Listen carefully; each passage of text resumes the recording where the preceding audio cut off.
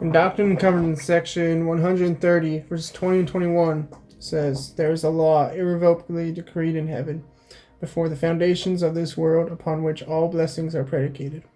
And we obtain any blessing from God, it is by obedience to that law upon which it is predicated." So in case you couldn't tell, what we're going to talk about is obedience. And it's a topic that we love. Our Father in heaven loves us so much. Because of that, he's given us commandments, which are a way for us to obtain true happiness in this life. They're not some way to curtail our fun or to put extra restrictions on us, but they're a way for us to know how to truly stay safe, happy, and return to live with him again in a state of endless joy. One of my favorite quotes that our mission president also loves is from Ezra Taft Benson. And it says, "When obedience ceases to be an irritant and becomes a quest, we are endowed with power." And boy, is that true. Oh, yeah. Brothers and sisters, we invite you all to be obedient to all of God's commandments. And we can promise you that as you are obedient, you will receive blessings, just like the scripture said, and we know them to be true. So today we want to talk about pray often. It's a commandment given to us by God that He wants us to pray to Him. He wants to hear our thoughts, our needs, and wants to know what's going on in our life. And so a question we often get is, when should we pray and how do we pray? And we know that the Lord teaches us that we should kneel in prayer in evening and in the morning. And then also whenever we just feel like praying. And then we also know to pray as individuals and families. And how we pray is we simply open up in the name of our Heavenly Father, and then we just close in the name of Jesus Christ. Yep, and another question is, what do we pray for?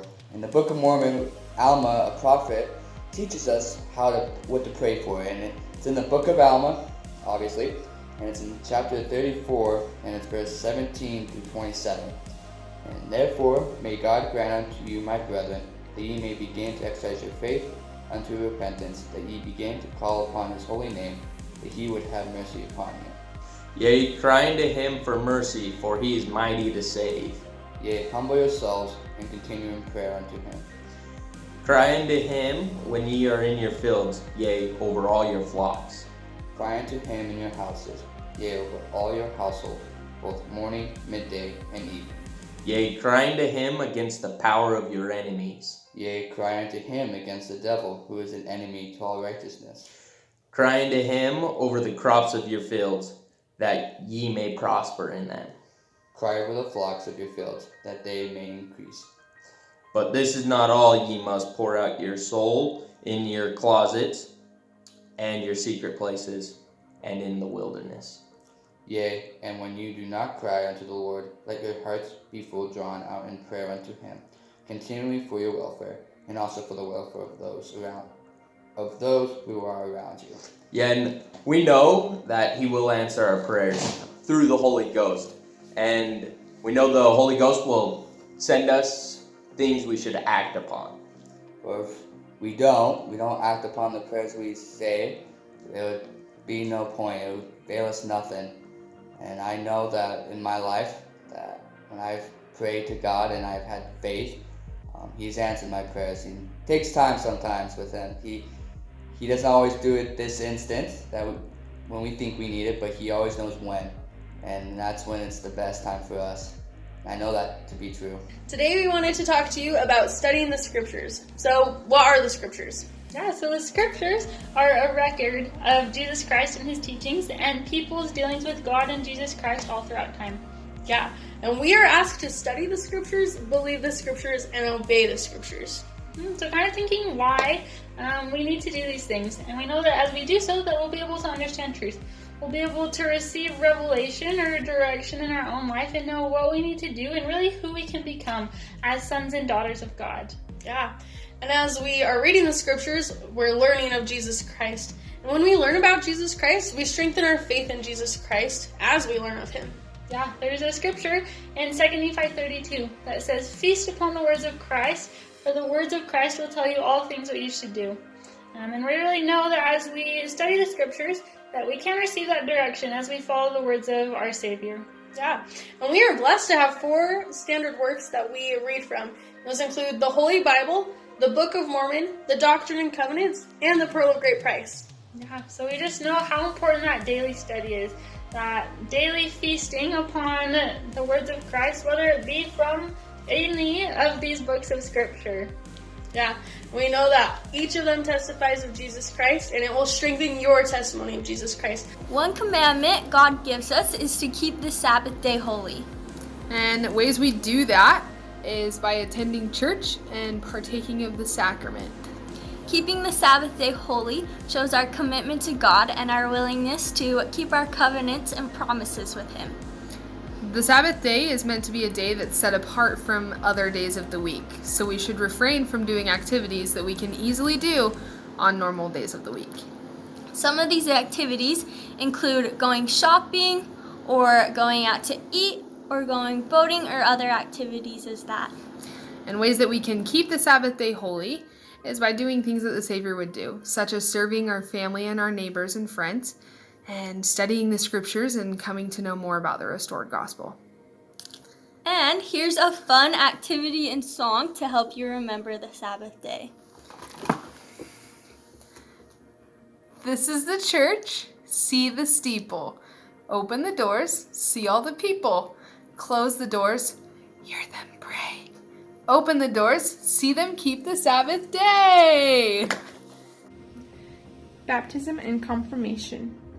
The way we show our desire to follow in God's way is through baptism and confirmation.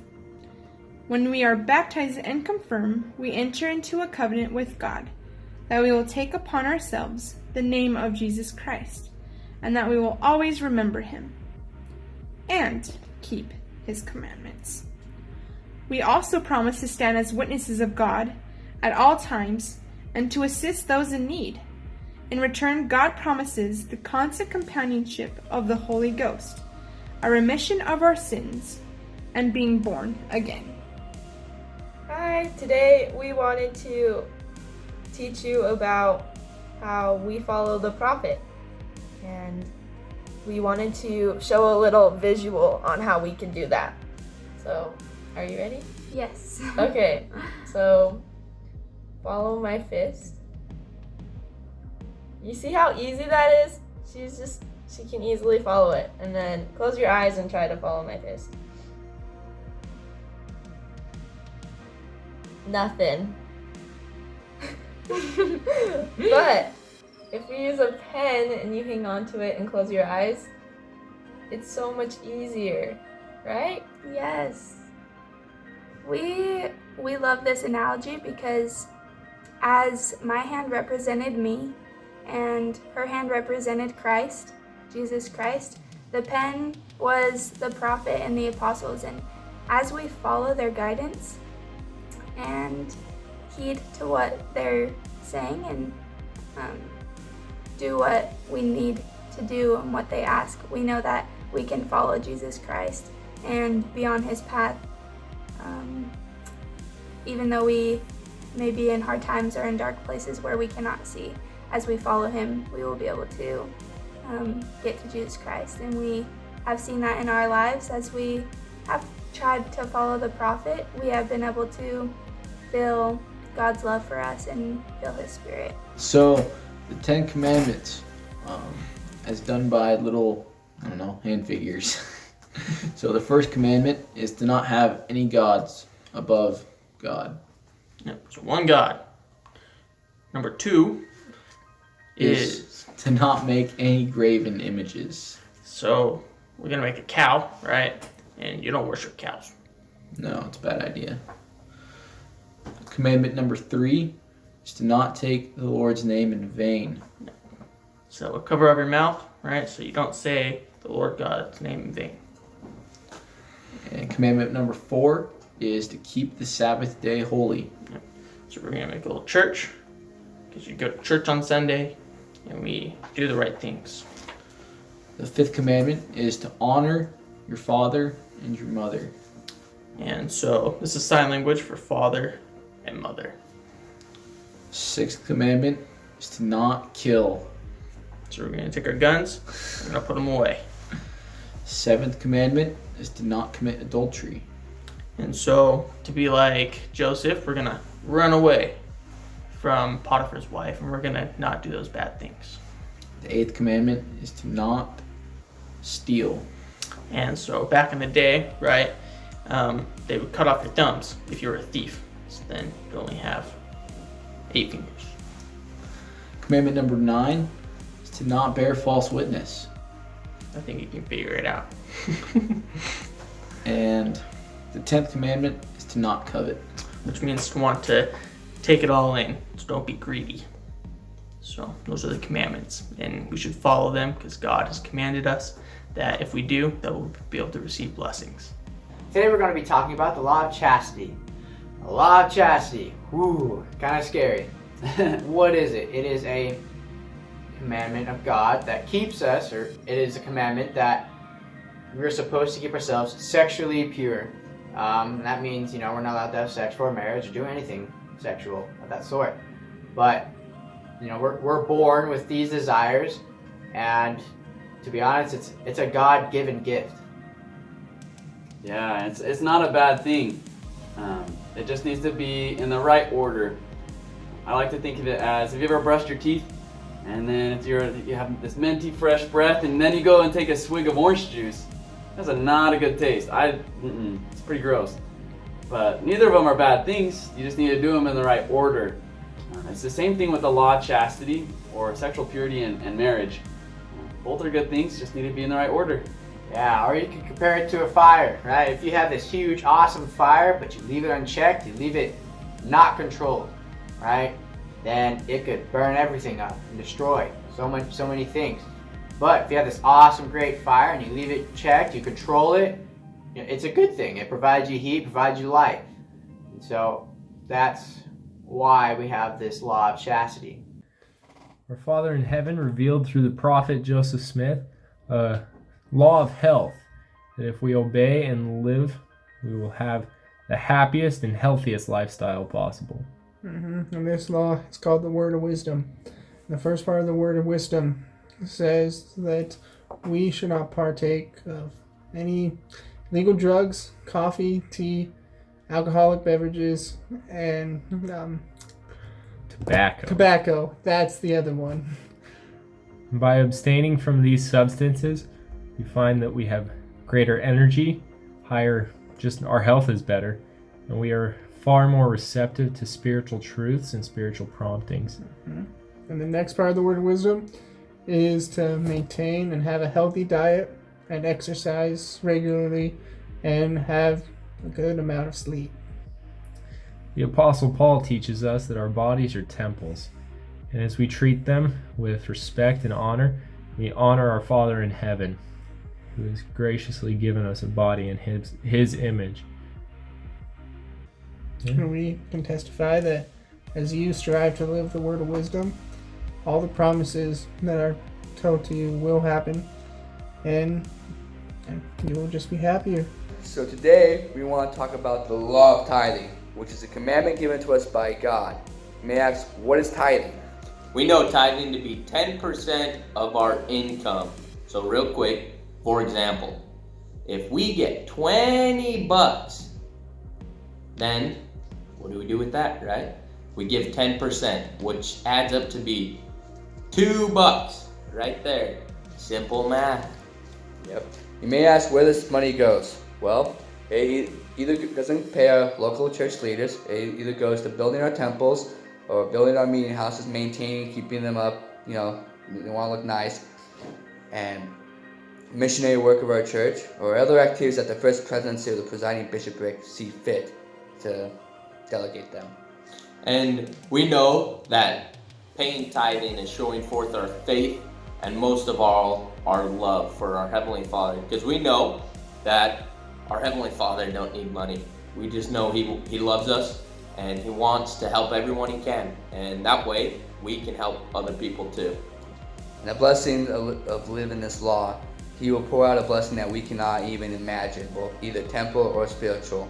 It all comes down to according to our faith in living this commandment. And we know tithing has blessed my life, and I'm sure it's blessed Elder Schreider's life. Oh yeah. So, live the law of tithing. Hi everyone! Today we wanted to talk about the law of the fast. So the law of the fast is something that has been recorded in the scriptures since the times of the Old Testament. Basically, it includes abstaining or not, either eating or drinking food for either 2 consecutive meals, so 2 meals in a row, or 24 hours. Yeah, and we know fasting and prayer go hand in hand. So as we begin our fast, we can petition to the Lord to ask for answers that we're seeking for our questions, for blessings of health for those that we love and care about. We can also ask for guidance and inspiration, and we know that as we keep that thought and that prayer in our hearts all the day long, that we'll be able to be more focused. Yeah, and it's really amazing as we put off the natural man, put off those natural desires, that we really can be more in tune with the Spirit. So we're able to be more in tune when Heavenly Father gives us that guidance or that direction that we're looking for. And it's also a way, kind of like Sister Jackson said, as we petition, that we're able to receive those blessings more fully in our lives. Yeah. Often when people do participate in our fast, they also give a monetary donation to help care for those who are in need of care and those who stand in need of extra help. So that fast offering can consist of either the funds that you would use to pay for the 2 meals that you're abstaining from, or it can be as generous as you would like. Yeah. And we know that as we help care for those who are less fortunate than us, that we are becoming more like our Savior, Jesus Christ. Today, we're talking about obeying and honoring the law. To obey and honor the law means that we abide by, respect, and follow any signs or laws that have been created in the country, state, or city in which you live. We are encouraged to be good, upright, standing citizens, follow these rules and do our best to do what we're told. We are invited to render service to those around us and to do so as citizens in that community. We're also encouraged to participate in the community, whether that be as politics or in community activities and outreach programs. And something very important to remember is that when we do any of these things, we are to do so as citizens of that area, not as representatives of the church.